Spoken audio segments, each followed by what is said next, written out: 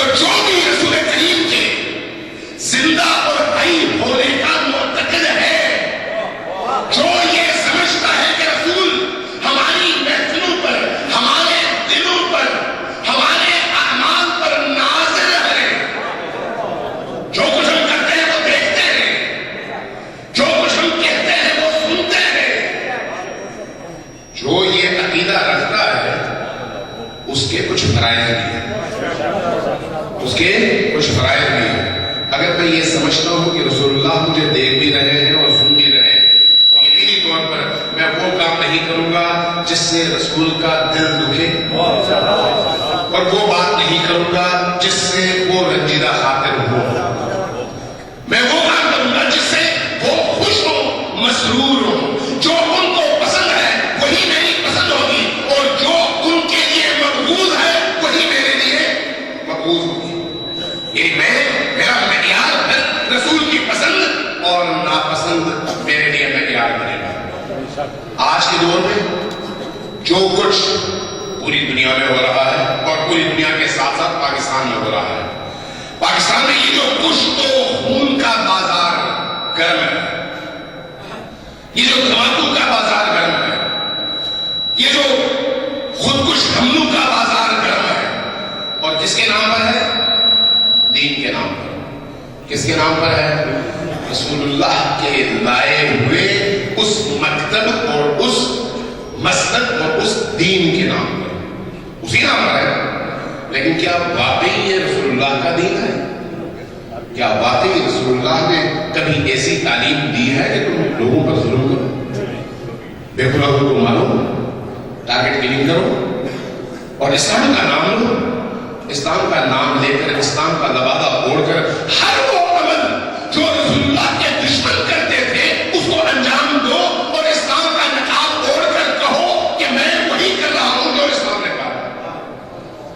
اگر کربلا میں حسین ابن علی 72 کی شہادت دے کر ان عناصر کے چہرے سے نقاب الٹ نہ دیتے جنہوں نے اسلام کا لبادہ اوڑھا تھا لیکن اسلام کے اصلی دشمن تھے، تو آج ہم ان کے بیٹوں کو نہ پہچان پاتے۔ آج ہم اس یزید کے آج کے بیٹوں کو اس لیے پہچان رہے ہیں کہ رسول کے بیٹے نے 61 ہجری میں ان کے چہرے سے نقاب الٹ کر بتا دیا تھا کہ یہ کلمہ بھی پڑھیں گے، قرآن بھی پڑھیں گے، نماز بھی پڑھیں گے، اور پھر ہر وہ کام کریں گے جو کام قرآن اور حدیث کے منافی ہو اور سنت رسول کے منافی ہو۔ لہذا آج ہماری ایک بہت بڑی ذمہ داری بنتی ہے کہ رسول اللہ کی امت کی حیثیت سے ہم ایک دوسرے کے ہاتھ میں ہاتھ دے کر اس طرح سے کھڑے ہو کہ جو بھی امت کی وحدت کو نقصان پہنچانا چاہتا ہے، جو بھی دین کی روح کو نقصان پہنچانا چاہتا ہے، جو بھی اس مملکت خدا داد پاکستان کو نقصان پہنچانا چاہتا ہے، اس کے مقابلے میں شیعہ اور سنی کی تمیز مٹا کر امت محمدی بن کر ایک چٹان کی طرح سے اس طرح کھڑے ہو کہ جو بھی قوت آئے اس چٹان سے ٹکرا کر پاش پاش ہو جائے۔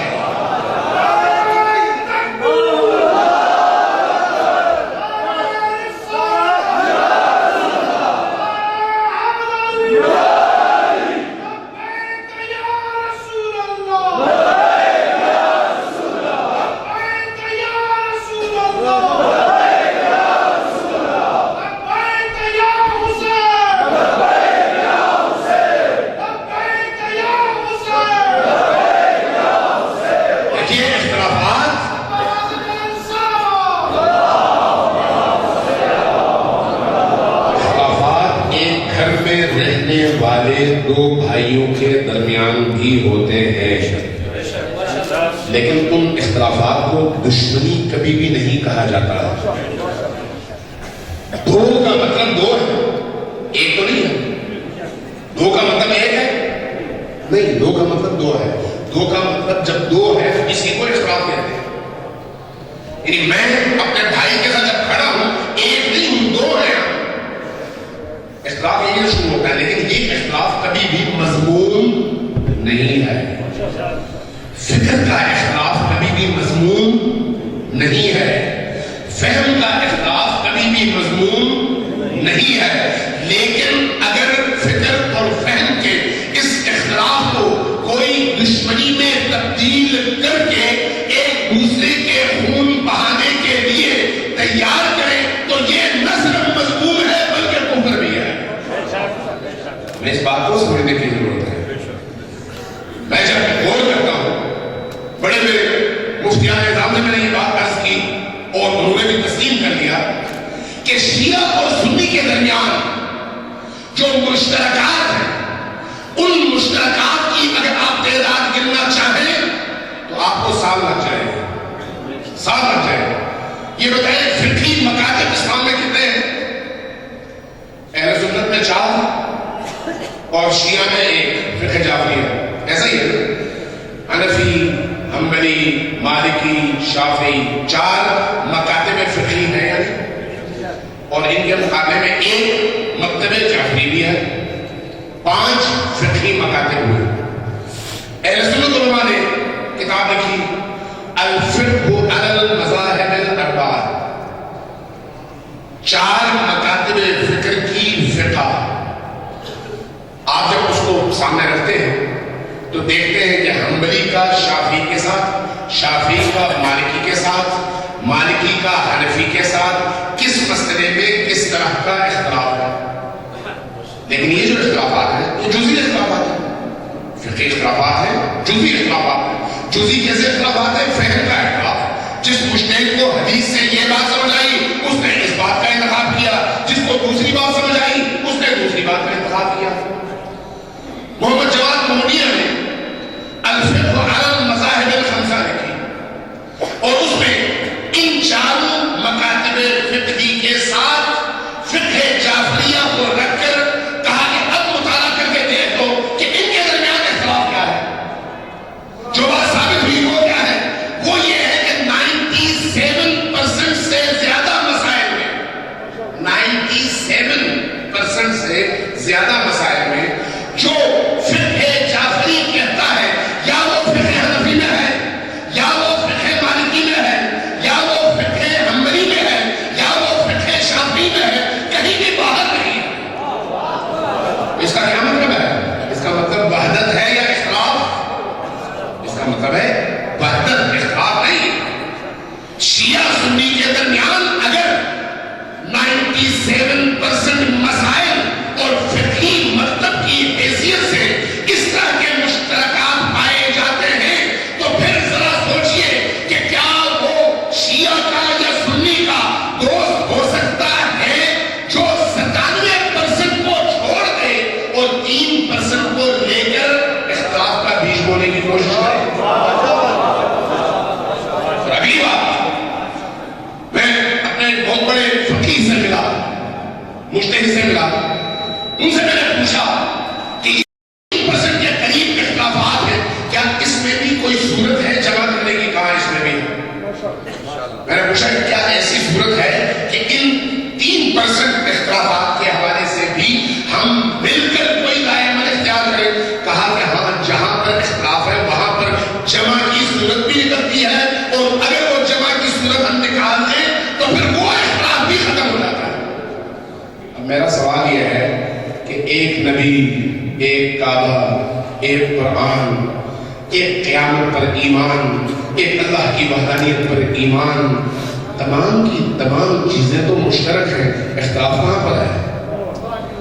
جن چیزوں میں اختلاف ہے وہ نظریاتی ہے، اس پر بحث ہونی چاہیے، گفتگو ہونی چاہیے، علمی بحث ہونی چاہیے. علمی بحث میں تو کسی کو کوئی اختلاف نہیں ہے، اور علمی بحثیں نبی کریم کے اپنے دور میں بھی ہوتی رہی ہیں، صحابہ کرام کے درمیان ہوتی رہی ہیں.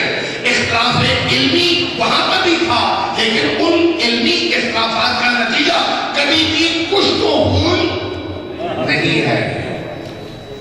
ہمارا دشمن یہی چاہتا ہے کہ ہماری اس کمزوری سے، جو شکم پرست ملاؤں کی ایجاد ہے، شکم پرست ملاؤں کی اجازت، اس سے استفادہ کرتے ہوئے امت کو تقسیم کرے اور اپنی دکانیں سجائے۔